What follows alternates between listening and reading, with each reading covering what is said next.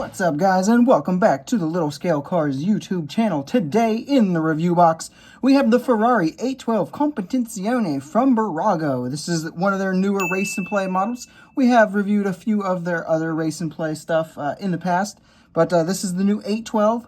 It's about $5-ish, so let's see if it is worth adding to your collections. So without any further ado, let's go ahead and look at our casting here. Proportionally speaking, all looks pretty solid, pretty good. We'll go ahead and pop the real life car in the corner there to kind of compare. Overall, I think it looks really solid. So breaking the casting down, almost everything you're going to see painted like the main body color, that is going to be die cast. So that's very, very nice.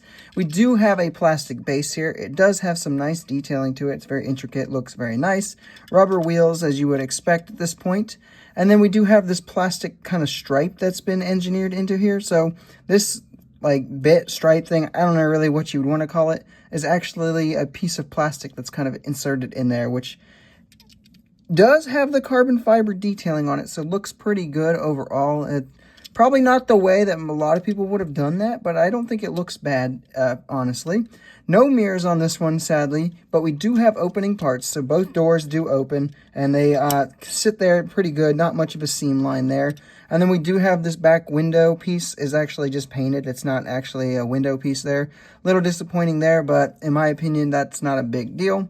And then you do get working suspension on this one as well, although it doesn't quite sit as high as some of the other ones do. Overall, I would say that casting-wise, we have been treated pretty good here.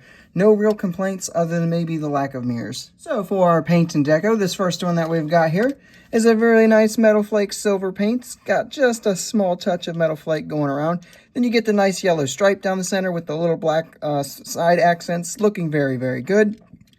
That's really all there is to speak of as far as the deco work goes. Yeah, I think it looks pretty good and pretty solid. All this kind of accent pieces have got carbon fiber on them, so that's pretty cool in my opinion. Over here on the red one, it's just this nice enamel red, kind of glossy looking paint, no metal flake or anything to it. Personally, I think it looks really, really good. One thing to note, though, that is different is the back window paint is glossy on the silver one, and it is matte on the red one. I think it looks better glossy painted. It gives it more of an illusion of there actually being a window there, but there is a little bit of variation between the two there. Moving into the details. So, starting up front here, we have very, very nice level of detailing here. We get a little Ferrari badge right there. Plastic inserts for the headlights. Little Ferrari badge there, and then all this very nicely detailed, meshed in very good. A little carbon fiber accent work on these little plastic intake bits here. I think it looks really, really nice. Plastic splitter down there kind of working in really well. Coming down to the sides here, you get a Ferrari shield. You get the P0 printing on the tire and a little Ferrari logo in there. All that with wheels that are pretty close to the real-life wheels. I don't really have any complaints there. Coming down to the sides here, you get a little bit more accent work here painted in. When we come all the way to the back here, you get a Ferrari license plate. You get some like reflector bits. Overall looking very solid. You got this stripe here. The actual taillights are not painted. They're like casted in more or less. And then they have some just black paint going across them.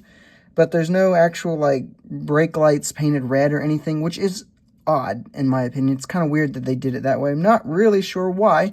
But you do also get a little Ferrari badge there as well.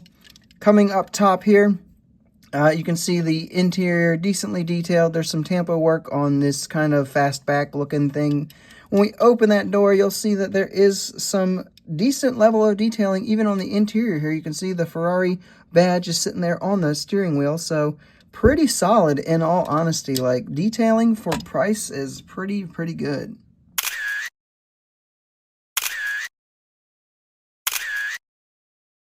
Moving into our roll test, these are race and play models, so they do roll. They actually roll very smooth. They are kind of fun to mess around with and play with.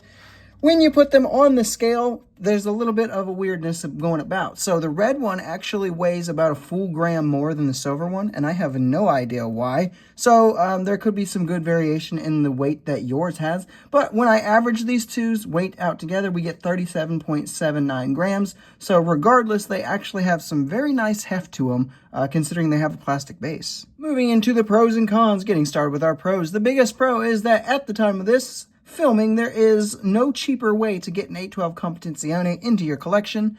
There's only like a handful that I can think of off the top of my head even out there. There is the BBR, and then there is the like TOC, I think, a non-licensed brand. Both of those are like 25, 30 bucks minimum. So this one coming in at $5, very, very nice. I think that it was done very nicely as well. That's going to be the second big pro, is like the overall engineering and casting done as a whole looks really, really good and really, really solid. And I really, really like it, in all honesty. Like when you factor in that price point, you don't really expect to get something that looks quite this good. Moving into our cons, there's only one major one, and that's obviously going to be the lack of mirrors. It's just some blob mirrors that Bburago typically does. Would have been perfectly fine here, and it would have looked really good. I don't think anyone would have complained. Maybe because the door is the opening part is why they didn't go that route. Not 100% sure, but it is disappointing no matter how you splice it. But the other kind of cons, I'm not going to actually add them as cons because they don't bother me that much. But this not being kind of an actual plastic piece, and then these taillights not really being painted to look like taillights at least. Those are definitely a few little disappointments as well. Alrighty, now moving into some size comparisons. Here we have it with some other budget-friendly brands that you might own, with the Hot Wheels Ferrari F12 Berlinetta and the Tomica Ferrari Roma.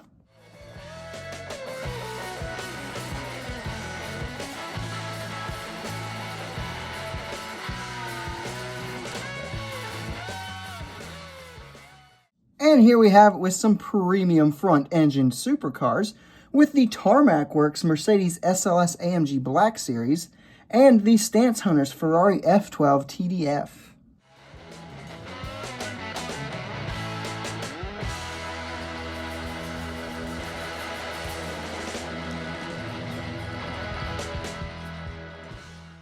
So now with all that out of the way, let's find an overall score here. Hype level, I'm going to give it a 9.6. I think that these were pretty highly anticipated, but the fact that there were BBR models coming out kind of maybe dampened the enthusiasm for these just a touch. Execution, I'm going to give it a 9.85. A few things that needed to be cleaned up, and then some mirrors would have put us into perfection zone. But overall, I'm still very, very happy with it, especially the level of detailing on that front grille area. Feedback, again, most people are actually complaining more about these kind of plastic things. Not being plastic, I mean, the just painted on back window. That's been the biggest complaint I've actually seen. So feedback, I'm only going to be able to give it a 9.55 there. When we take these three scores, average them out, we are going to end up with a 9.67 as our overall score, which I think that is an absolutely great score for a very great little model. This thing is engineered in a nice and unique way to implement the plastic carbon fiber strip up front here. Looks cool. The front end view, just if you looked at it just from a head-on point of view, you'd almost be confused to say that's like a mini GT with how good that detailing is. I really, really enjoy it. For the price point, you know, these go for anywhere between about $5 to $6 typically, sometimes a little more. I really don't think you're going to go wrong. This is way more detailing than the average Hot Wheels mainline has, and it's a little bit cheaper of a price. As I've mentioned, a few spots could be better, but honestly, they could easily be fixed yourself, minus the mirrors. That's probably a little harder to do, but not the end of the world when you count that price point in there. So overall, this is absolutely well worth the price, and if you just want an 812 Competizione in your collection that will look good next to your Hot Wheels and your Matchbox, this is an absolutely fantastic choice. And with that, guys, that is all I have for this review. I hope you have enjoyed it. If you did, make sure you leave a like, subscribe if you are new, and do not forget to leave a comment telling me what your thoughts are on this particular model, and I will see you guys in the next video.